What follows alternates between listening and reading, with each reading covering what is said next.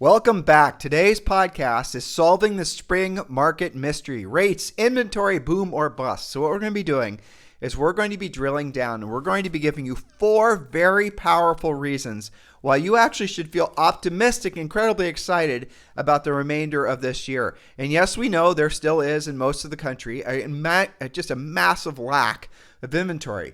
You know, Julie and I were just at an event in Dallas, and we were surveying some of the agents there about how many weeks or months of supply they have. And the normal answer was about 30 days, which, by the way, a normal market is 90-day supply of homes for sale. And really what I'm talking about, for some of you that don't know what that means, if you look to see what the total number of active inventory, total number of homes there are in the MLS, and then you divide it by the total number of homes that sold the previous month, that gives you an indication of how many months supply of homes. So in some markets, we're looking at weeks supply of homes. So yeah, that is creating a lot of consternation in the market. But you're going to love Julie's point number 4 when we get to it. I like how you put the best point last. Yes. Because I think you're going to feel a sense of relief when we share with you how, frankly, a lot of them, and these were top producing agents, are finding lots of inventory for sale. So get ready to take notes. And by the way, speaking of notes, our newsletter is coming along. It is still in the editorial process, but you are able to subscribe.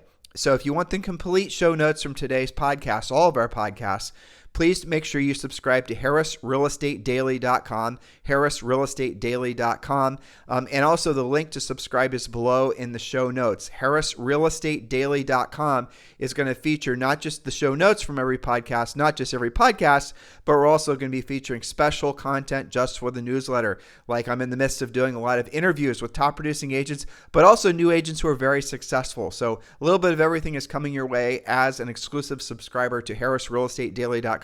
Oh, and by the way, just subscribe. It costs you nothing. So go ahead and subscribe to harrisrealestatedaily.com, or just scroll down below and click the link. All you got to do is enter your email address, then confirm the subscription, and you're off to the races. So Julie, let's jump in. That's right. So today we're solving the spring market mystery. What's happening right now? What can you expect the rest of this quarter and this year? And what should you be keeping a close eye on? Today we're going to talk about interest rates, inventory levels, price trends, price cuts, and new construction. When you have the facts on these key indicators, it'll help you to make good business decisions. Knowledge gives you the confidence to speak with more prospects more frequently, which will result in more opportunities, i.e. closed transactions for you as a result of helping them. This would be a good place to interject. We have done podcasts, because we're going to be talking in one of these points a lot about new construction and, frankly, a lot of these other topics. All of our podcasts are available to you anytime to download. iTunes, Stitcher, Spotify. We're on 30 different platforms, and of course over on YouTube. But really, most of you are partnered or I think fans from this podcast, which is great. But if you want to listen to past podcasts to give you even more drill down, let's say, for example, you want to learn how to work notice of defaults, or you want to learn how to work on your branding, you want to learn how to build a team, or maybe you want to learn how to actually proactively lead generate, aka prospect, and tons more. We have literally over 2,000 podcasts that are ready for you to listen to anytime. So make sure you listen to our back catalog. The information is very helpful. And thanks for all of you who are giving us 5-star reviews over on iTunes. And giving us great feedback over on, we got a lot of direct messages from Instagram and whatnot. But really, the greatest way for you guys to show your appreciation for this podcast, since this podcast is free, and we know in this market, a lot of you are using this podcast as your official coach, which is fine, but do please, pay your dues and do give us a 5-star review over on iTunes, and do leave a comment as to why you like the particular podcast or the podcast in general. We sincerely thank you for all the 5-star reviews. It's almost a 5-star rated podcast, which is extremely rare. Yeah, so thank you for that. And today, again, we're going to talk about those interest rates, inventory levels, price trends, price cuts, and new construction. We'll also discuss the action steps to take once you're equipped with these facts. So point number 1, it's on everybody's minds. Mortgage interest rates. After spiking to nearly 8% in February, I think for a couple of days it was like 8.1%, rates are currently hovering around 6.4%, of course, depending on which lender you're talking to. Are we going to get stuck here in the mid-6s, or can we look forward to further reductions? Well, Business Insider reports that most economists and analysts expect rates to fall to around 6% somewhere around the middle of the year. if inflation continues to stabilize, we should see 1 or 2 adjustments down this year. And of course, that can change, but that's what they're looking at right now. All right, so I just read something right before the podcast about this very subject. So there's me. definitely going to be some rate reductions, and there's definitely going to be more inflation. So what's going to happen, which frankly doesn't make any sense, is they're going to lower, it's called election year, kids, Yeah. is they're definitely going to lower the interest rates. They already said that. And which, again, if you have been paying attention for any amount of time, you know usually the rates need to be lowered when they want to heat the market up. In other words, things are a little stagnant. Maybe they're fearful of a recession of some variety. It's not normal to raise the rates when essentially prices are rising, inflation is increasing. Well, And election year. that's exactly what they're going to be doing this year. So get ready for that, because here's how you translate that data. Your buyers are going to be, if they don't take action, they're going to be maybe locked out of the house that they're trying to save the down payment for, because the prices are going to increase. Not to mention the fact that they're going to see their rent increase, because obviously the property values will increase. That landlords will raise their prices, will raise their rents. And in many markets, you're going to see appreciation of homes of, Julie? Well, so far, it's already in most markets gone up about 5%. Depending on where you are and depending on the impact of things like new construction, they're predicting between 3 and 9% appreciation. And we're not even through first quarter. That's right. So, and I'd like to fact check as well. So one of the other ones that I was quoting here is the MBA, that's the Mortgage Bankers Association. Their forecast agrees that a 30-year mortgage rate should fall to somewhere around 6.1. They're giving a big range, actually, 6.1 to 6.9% this year. And NAR says 6.1 to 6.8%. Fannie Mae predicts the rates to dip to 5.9%. All in all, that means lower than they're at now. So to your point, should your buyers wait? That's what most agent brains go to. It's not a great strategy when you consider what you said, that waiting will mean paying a higher purchase price. That means you're going to have a higher down payment and possibly guarantee you will have a bidding war, which of course then in turn drives the price up even more. The lower the rates go, the more mortgage applications are reported. We can track that literally almost minute by minute. As rates come down, applications go up. This means more competition. If a buyer is highly motivated and qualified, the move is to buy now and refinance later. Many lenders are offering free refinances for 6 months or a year after closing. Now, the lower rates are also going to shake loose more inventory. Why? Because there's going to be more homes for sale as more buyers, or frankly more sellers, who have been poised to sell because they outgrew their homes or all other kinds of reasons, are going to put their homes for sale, which is going to create more inventory, which is going to create more forward velocity. So all these things are coming your way. And what it feels like to us, where this is really going to be felt, is in a second, maybe third quarter of this year, which should carry some serious momentum into 2025. Yes, and an interesting thing I learned from several coaching clients today that will also spell more inventory. Guess what the builders are starting to do? Lower rates. And guaranteed purchase of the home that you have to sell before you build with us, which means, so that what they're doing is the builder will make them into a cash buyer non-contingent on the build.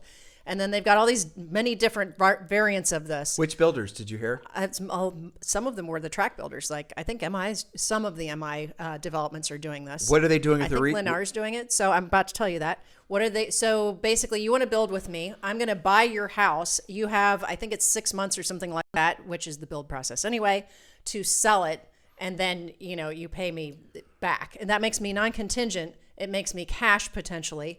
And it alleviates that stress. It's also a competitive move on the builder's sake, because if you're a builder that will do that, you're going to build with me, not with a builder that doesn't, right? I wonder if the builders are using, I remember that happened before, okay? Mm-hmm. And I think before the builders were using a third-party company to do those deals. I'm sure they do. And they also, there's some rules. Most of them say you have to have at least 30% equity in case you have to lower your price, right. That kind of thing. So that's something to watch.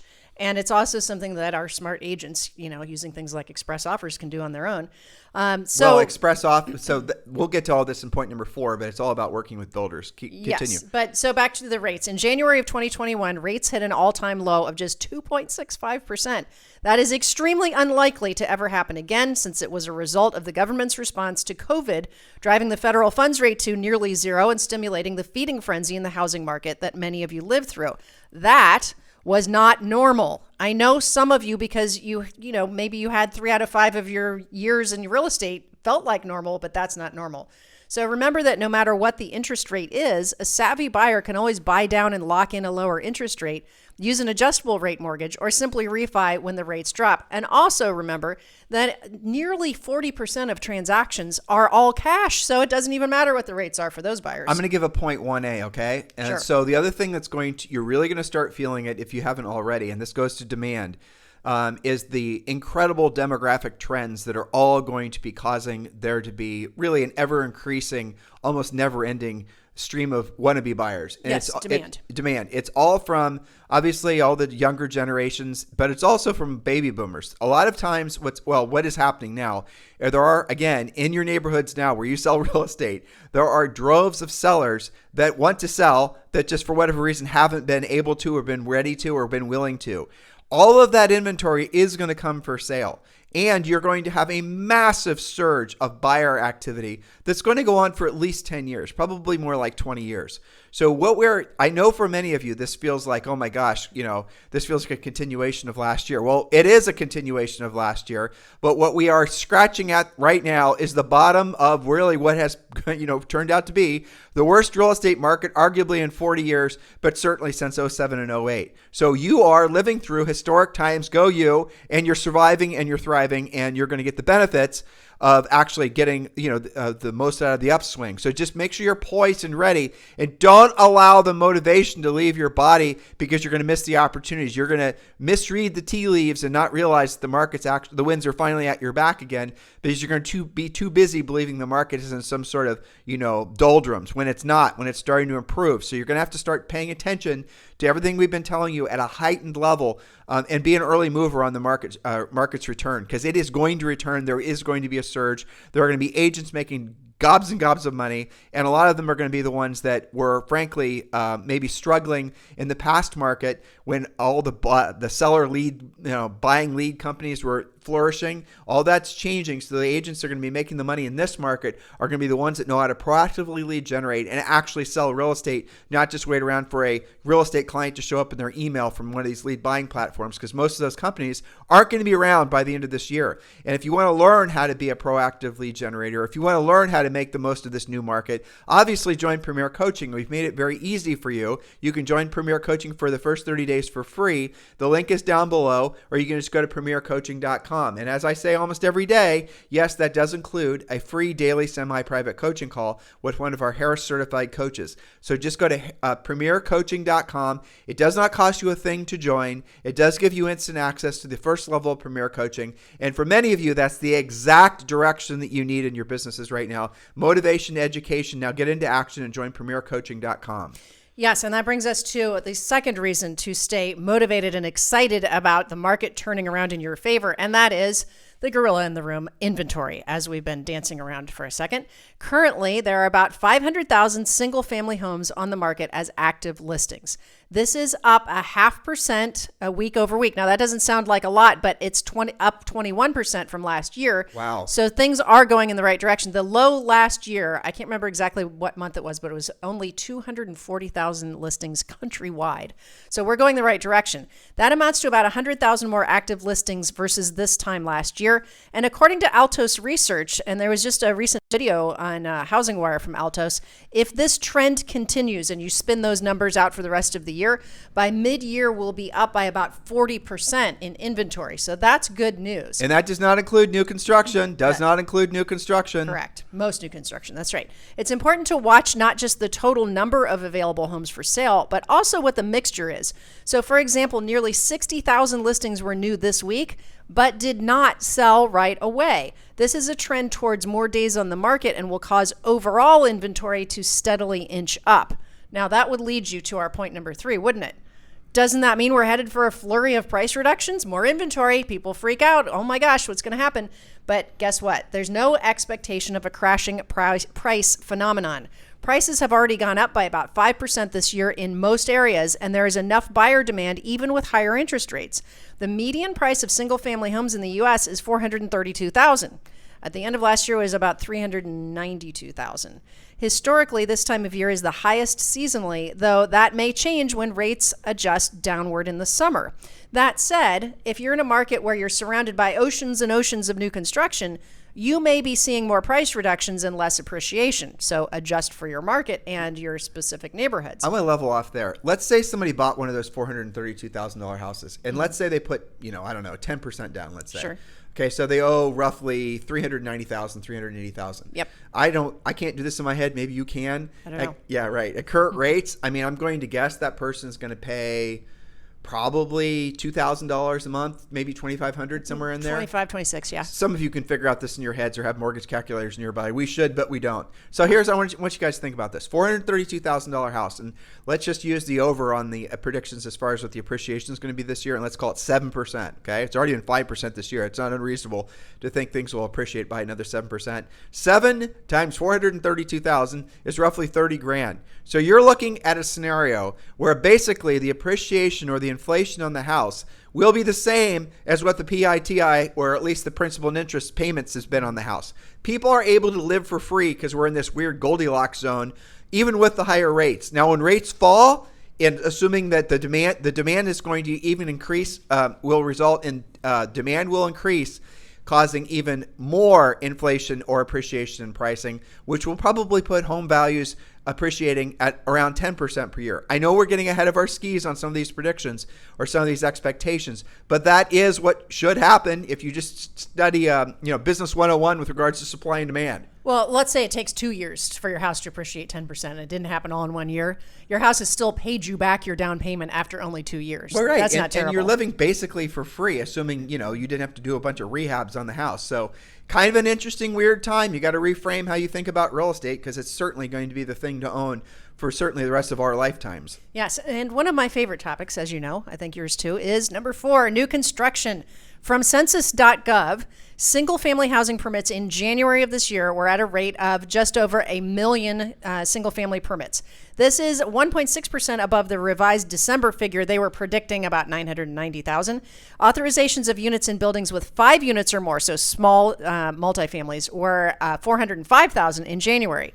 Typically, new construction has been about 12% of the market, but it's currently running more than 30% of what's available.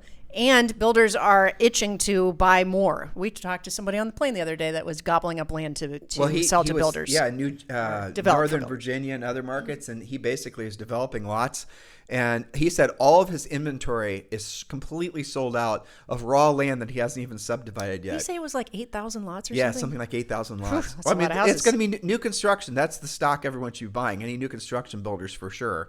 I don't think it's supposed to be Zonda research, is it? Yes, it is, okay. actually. All right. So according to Zonda research, 40%, they do research for mortgages and housing and different things. 40% of home buyers state that the top reason they went to buy new was to avoid renovation and inspection problems. That also should be a good realtor reason. We don't like inspection and reno problems either, right? Followed by the second reason that people buy new construction, lack of inventory. And the third, because they were attracted to customizing the features and design of the new home. The fourth reason was because of sales incentives of up to $20,000 towards closing costs or rate buy downs. Definitely a great option. It's also worth noting that builders have changed their strategy in some markets to build townhomes. That there is a bunch of reporting on this, or mid-rise condos to meet the demand of the first-time buyer and lower price segments. They're changing their product mix, floor plans, and options to meet the demand, build more homes faster, and still maintain their desired profit margins. Townhomes were a really big growing segment of all the new construction. So you might not know that they even exist in your town because they're not in your MLS. So go find them. Now, what to do about all of this? Action steps. And then I'm going to highlight a coaching client in a second as well. So don't let me forget. Action steps. Number 1, you must be an inventory specialist. Yes, inventory is increasing, but there are still 3 offers for every home for sale. Until this changes, assume that you'll have to get more creative with your MLS searches, which, by the way, we've done a podcast about. We've done a billion podcasts. Yeah. Know about new construction. Mine your own database for potential sellers. Somebody made a great analogy. They said that inventory right now is like a safari. When you go on a safari, you're looking for a wild animal that's probably hiding in plain sight. You just have to look harder. I'm going to add to this. So when you're doing searches, don't just listen to what the buyer's telling you as far as the areas in which they want to live. You're going to have to punch those out and show them the stuff that's maybe outside of their desired city. Show them the new construction, even though they swore they didn't want new construction, that maybe takes an extra 15-minute drive for them to get to work. Their ideal situation might not be available anymore, so you're going to have to be more creative and take control of that experience with that buyer, or you're not going to sell anything. Because a buyer, everyone has a tendency to say, this is the town, this is the neighborhood where I'm going to live. Well, guess what? Another 15 minutes from here is an all-new neighborhood being built by 3 new construction builders, and the houses are brand new and amazing floor plans, the whole thing. And you can be part of a community as it's actually coming out of the ground, which might be something a lot of people will get really excited about. So open your minds to that. Take control. Learn how to use the MLS. Learn how to search for new construction. Become a Premier Coaching client. We give you the recipe to get all this done. Yes, so that leads us to the second part you kind of touched on. Drill down on what your buyers want and see if there's new construction match for them. Maybe they need to consider a townhome or look in a different zip code. I wanted to highlight Dan Burling and Beth Riley, who are my elite coaching clients in Minnesota. They are in hot pursuit of more new construction business. And one of the things that they're doing is that they've got like at least 20 buyers and about half of them would list with them if they find them something, but they have very little inventory. So one of their projects was to go through all 20 buyers and ask the question, is new construction even a consideration? And when they started asking their buyers, they got some very interesting feedback. One of them said, well, I thought new construction was only in the luxury end of things. And this guy was pre-approved for like $750, and he thought it was higher than that. So there's a lot of myths about new construction along too. Those lines, though, the new builders are not building in the less, say the 432 and less for the most part, because they can't make enough margin. That's why that trend towards townhomes and mid-rise Exactly. condos. Right. Yeah. So if you're someplace in like Iowa or something, you're going to maybe have those homes that are going to be less than $500,000, which are new construction, because the land costs, the development costs are less. But in most of the country, your new construction is going to be $750,000, Sure. $850,000. But this guy could have done it. He just thought that it was even more than that. So It's interesting with the buyer's mindset. Another myth that buyers often think is that there's not going to be any trees. There's not going to be any sidewalks. Well, what about the amenities that new construction neighborhoods do have? They have clubhouses, they have pools, they have sidewalks, they have landscaping packages, all of these things. So Dan and Beth, brilliant. They're doing a podcast called Why You Need to Hire a Buyer's Agent to Represent You on the Build. And they're going to do myths and facts. They're going to talk about builder incentives. They're going to talk about the builder buyout program for houses. And they're going to do a 2-part podcast series to generate new construction leads for them, which will inevitably come with listings for them. So they're going where the market is. They're surrounded by just development after development of new construction. Well, what they should be doing, Julie, to take it to the next level, they should brand themselves as the new construction experts. Yes. Then they should start hammering that into the homes that are older homes where people would naturally move up from those older homes, because that's the trend. I mean, neighborhoods, I know you're kind of pressed for time, but it's fascinating that neighborhoods and sometimes even entire cities, they come in and out of being trendy. When Julie and I sold real estate in Central Ohio, there was this really glorious area called Muirfield Country Club. You guys who are golfers, you'll have heard of that before. Well, Muirfield got started, I think, in the 60s, maybe the 70s, as in 1960s, 1970s. But most of the houses were built in the 80s. So those houses were these big, grand, sometimes 10,000 square foot plus houses that all needed updated. And so clear across town, 45 minutes away, maybe even an hour away, this new area came out of the ground called New Albany Country Club.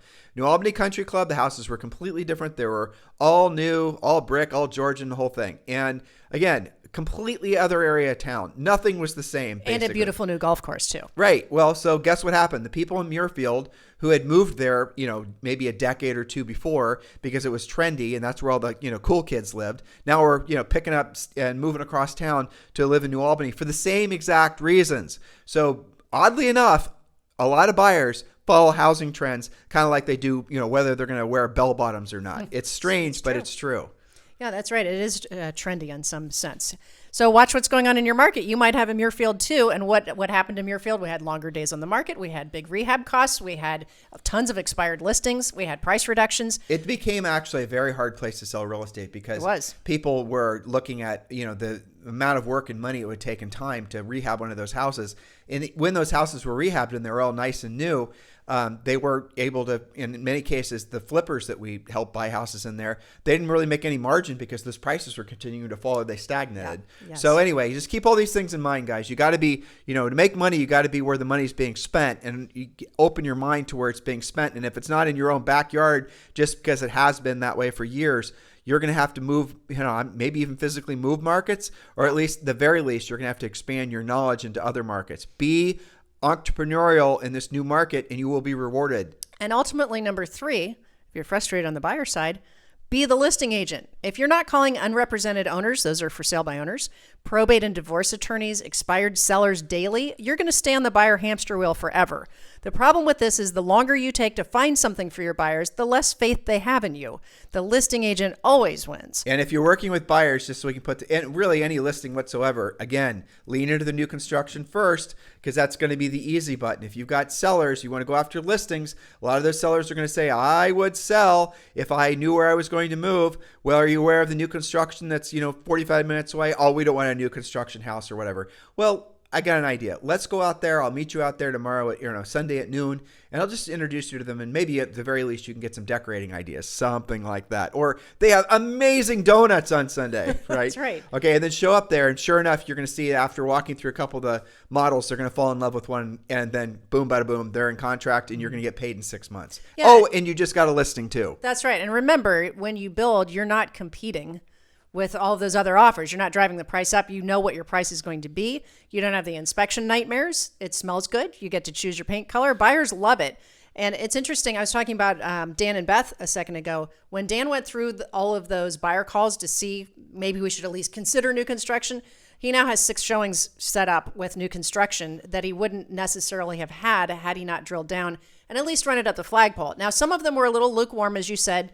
And I think, sometimes you have to say, well, I'm going to be over in the neighborhood anyway. Let's just take a look and see how you feel about it. And then you'll be surprised because new construction almost sells itself. So how are you guys feeling optimistic? Are you starting to see opportunity maybe where other people aren't? That should give you fire up your animal spirits and make you motivated to actually go out there and do what you don't want to do when you don't want to do it at the highest level. So point number 4 under what to do but with all this information is obviously get involved in coaching. This is going to be a skills-based market. I'm going to share with you guys a conversation I had with somebody that I was inviting to be on our podcast, Rick Jensen. And he and I were talking about AI because he's actually spent an enormous amount of time, is very knowledgeable about how AI is going to be or is already being implemented in real estate. And I'm going to tell you guys this for 2 reasons. 1, I want you to see it as opportunity, but 2, I want you to see it as maybe a problem for you. So let's say, for example, you have spent a lot of time, as many of you have over the last, decade, doing a lot of social media. And let's just, for the sake of explanation, maybe make you a YouTube star, okay? So in your marketplace, you're a YouTube rock star, you're a YouTube rock star realtor, you're even a celebrity, other agents recognize you, you've got 1 billion followers, the whole thing. You have done it perfectly, okay? Now, other agents, they're not going to ever be able to catch up with you, are they? It's going to take years, videos. They're going to have to be comfortable making the videos. They're going to have to do all the work, learn all the things. And as well as I do, they won't. Okay? Agents aren't going to even try to compete with you because you have put in all the work, and after all, you're the rock star. Uh-oh. There's something around the corner I hope you're paying attention to. Now and in the future, by future I mean this year, every single agent that you know, frankly, with virtually no effort, is going to be able to match or beat your presence on YouTube, your presence on Instagram, TikTok if it's still around in a month. All these different platforms where some of you have been building your brand, and I'm air quoting, all of those platforms are going to be proliferated with other agents using AI to create unbelievably good content. And in many cases, the content is going to be, they won't be able to perceive it as being AI generated. And I'll give you for example. And Rick and I are going to share with you guys on his interview. So you're going to be able to have a video, or essentially an AI. I'll just get to the punchline. AI is going to make a video for you. You're going to be in the video. You're going to be in the video either in front of like a newscaster style where you're just talking around to the camera, or you're going to be walking around a house, or you're going to be walking around in a community. The whole thing is going to be synthesized, if that's the right word, through AI. Oh, I'm not done yet. It's going to be your voice. It's going to look exactly like you. It's going to be 4K. It's going to be your voice. Oh, Well, how the hell are you going to, how's the AI going to know what to say? You're going to give it some suggestions of what the video should be on. Well, you don't even want to do that. That's fine. Ask the AI to create, 50 titles and 50 outlines for a podcast or for video, production for you, and tell it to use the SEO, or tell it to use results based on YouTube SEO, the whole thing.